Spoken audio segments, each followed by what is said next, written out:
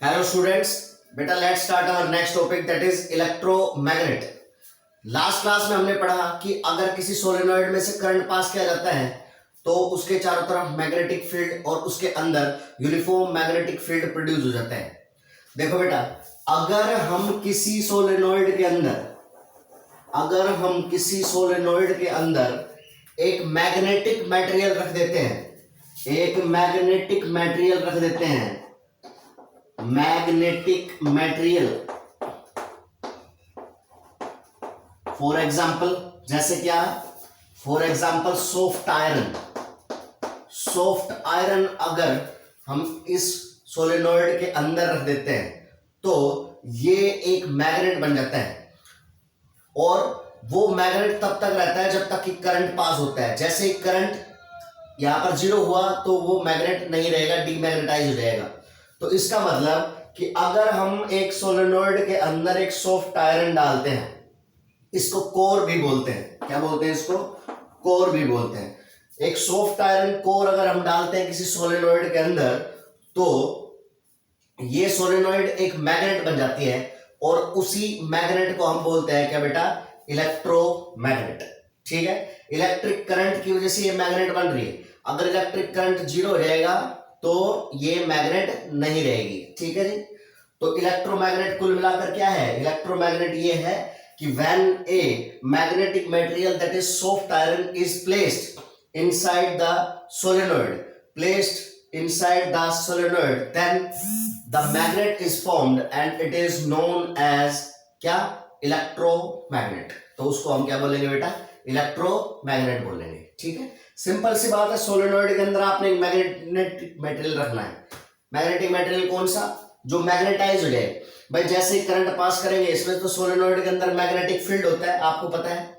जैसे ही हम magnetic material रखेंगे, ये मैग्नेटिक मटेरियल मैग्नेटाइज हो जाएगा और इसके अंदर मैग्नेट वाली प्रॉपर्टीज प्रोड्यूस हो जाएंगी। ठीक है जी। और ये पूरा क्या बन जाएगा? एक मैग्नेट बन जाएगा, जिसको हम बोलते हैं क्या बेटा? इलेक्ट्रोमैग्नेट। ठीक है बेटा, जो नेक्स्ट टॉपिक आता है हमारे पास वो आता है फोर्स। अभी तक जो आपने पढ़ा वो ये पढ़ा कि मैग्नेटिक फील्ड कैसे प्रोड्यूस होता है।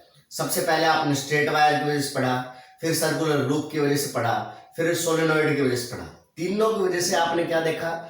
मैग्नेटिक फील्ड देखा। बट अब हमारा काम क्या है? जो नेक्स्ट है वो है कि हमें मैग्नेटिक फील्ड पहले से गिवन होगा और मैग्नेटिक फील्ड के अंदर हम रखेंगे क्या? Current carrying wire. एक वायर रखेंगे जिसमें क्या होगा बेटा? करंट होगा। तो उसके ऊपर क्या लगती है? फोर्स लगती है। ठीक है, so next topic is force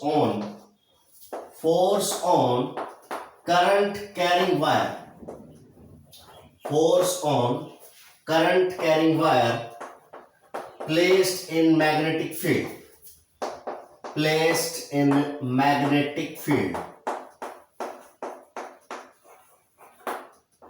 क्या बेटा? देखो, हमें कोई मैग्नेटिक फील्ड पहले से गिवन होगा। देखो, अगर बेटा यहां पर क्रॉस है, इसका मतलब जो मैग्नेटिक फील्ड है ना उसकी डायरेक्शन बोर्ड के अंदर है, इनटू द बोर्ड।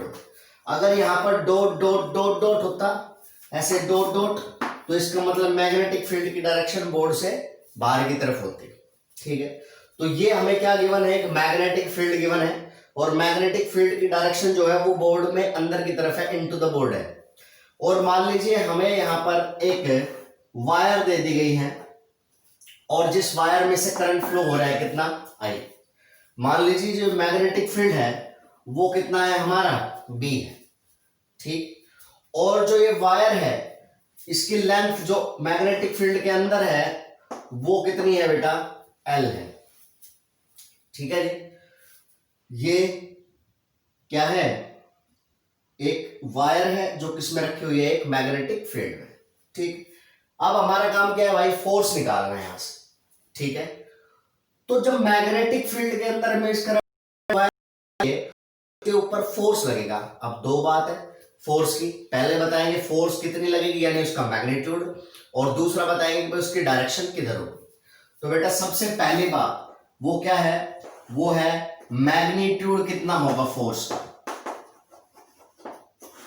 तो बेटा इस वायर के ऊपर जो फोर्स लगेगी ना F, वो डायरेक्टली प्रोपोर्शनल रहेगी करंट के। यानी कि क्या मतलब, यानी कि जितना ज्यादा करंट फ्लो होगा इस वायर में उतनी ज्यादा क्या लगेगी, उसके ऊपर फोर्स लगेगी।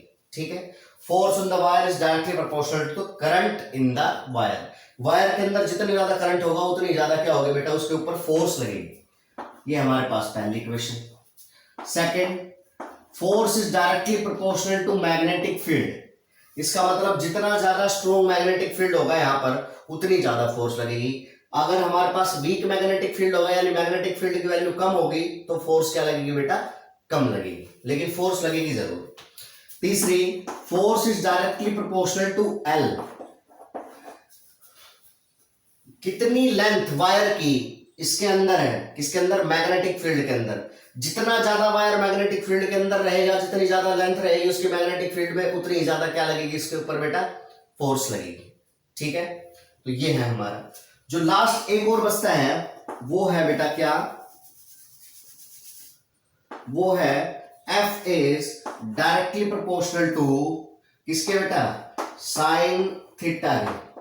सर ये साइन थीटा क्या है बेटा, थीटा जो होता है ना वो एंगल होता है किस किस के बीच में, वो होता है हमारा करंट की डायरेक्शन और मैग्नेटिक फील्ड की डायरेक्शन के बीच में। करंट का की डायरेक्शन कहाँ है, ऊपर है, मैग्नेटिक फील्ड की डायरेक्शन कहाँ है, अंदर है। तो दोनों के बीच में एंगल जो हो गया वो कितना हो गया बेटे, 90 डिग्री हो गया। यहाँ पर थीटा की वैल्यू इस डायग्राम में कितनी है, 90 डिग्री है। तो जो फोर्स होता है ना वो डायरेक्टली प्रोपोर्शनल होता है साइन थीटा के। थीटा क्या है यहाँ पर बेटा, theta is angle between direction of current, angle between direction of current and magnetic field.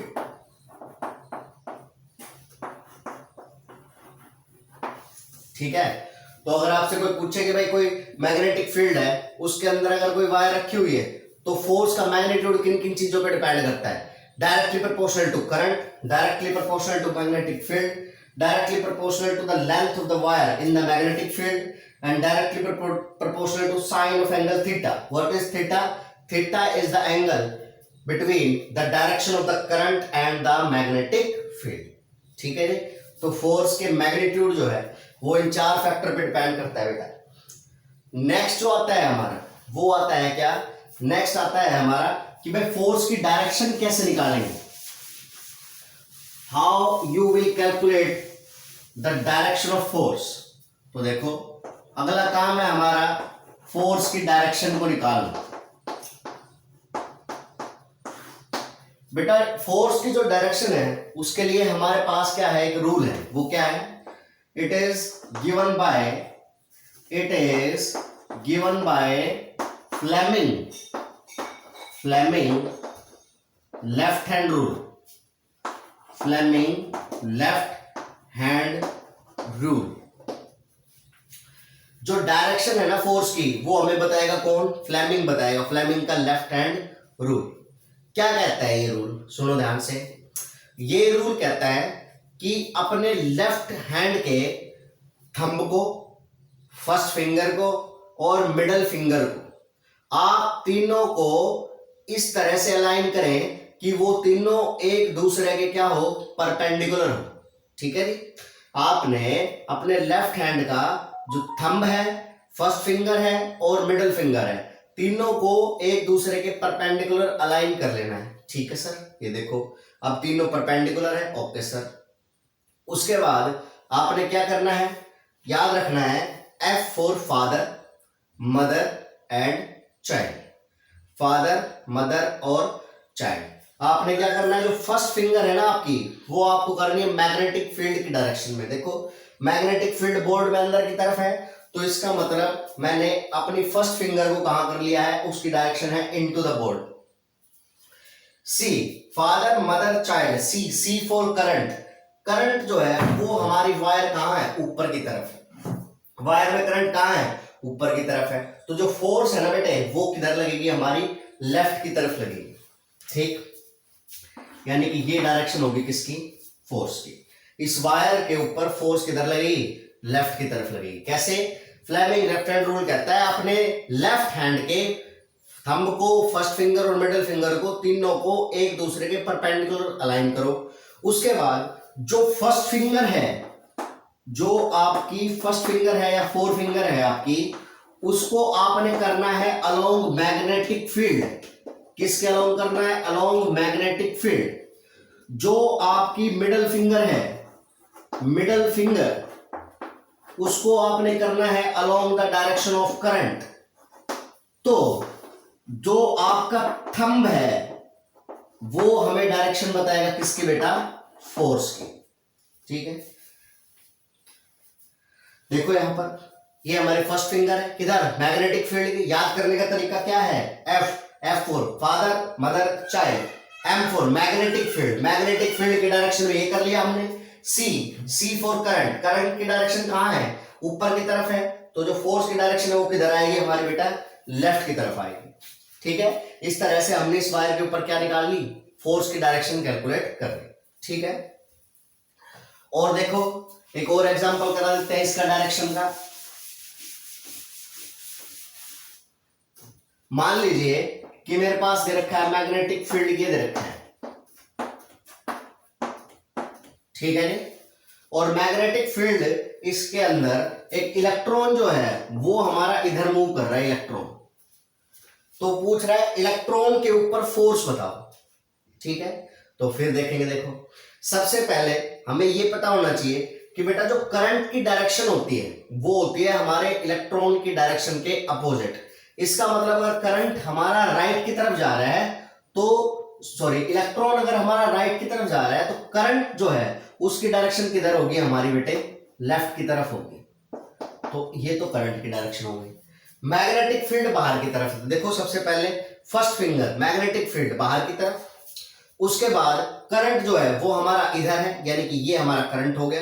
तो फोर्स कहां लगेगी? ऊपर की तरफ, यानी कि इस इलेक्ट्रॉन के ऊपर जो हमारे पास फोर्स है वो इधर लगेगी। ठीक है, इस तरह से इलेक्ट्रॉन है तो पहले तो भाई हमें क्या चाहिए? तीन चीजें चाहिए ना, मैग्नेटिक फील्ड चाहिए, करंट चाहिए, और उसके बाद ही हम फोर्स बता सकते हैं। मैग्नेटिक फील्ड तो हमें पता है बोर्ड से बाहर की तरफ है। करंट चाहिए हमें, यहां पर इलेक्ट्रॉन गिवन है, हमें पता है करंट की डायरेक्शन इलेक्ट्रॉन की डायरेक्शन की क्या होती है? अपोजिट होती है। इसका मतलब अगर हमारा इलेक्ट्रॉन राइट में मूव कर रहा है तो जो करंट है वो किधर है? उसकी डायरेक्शन लेफ्ट में। तो मैग्नेटिक फील्ड आगे की तरफ, करंट की डायरेक्शन इधर राइट की तरफ। तो थंब जो है वो अपवर्ड डायरेक्शन में हमें किसकी डायरेक्शन बताएगा बेटा? फोर्स की। ठीक है, तो ये था हमारा आज का टॉपिक जिसमें हमने ये निकाला कि मैग्नेटिक फील्ड के अंदर अगर करंट कैरिंग वायर को रखते हैं तो उसके ऊपर क्या लगती है बेटा? फोर्स। इसी टॉपिक के ऊपर बेस्ड हमारा नेक्स्ट प्रैक्टिकल जो है टॉपिक है वो है इलेक्ट्रिक मोटर। वो पढ़ेंगे बेटा नेक्स्ट वीडियो में। ठीक है, थैंक यू।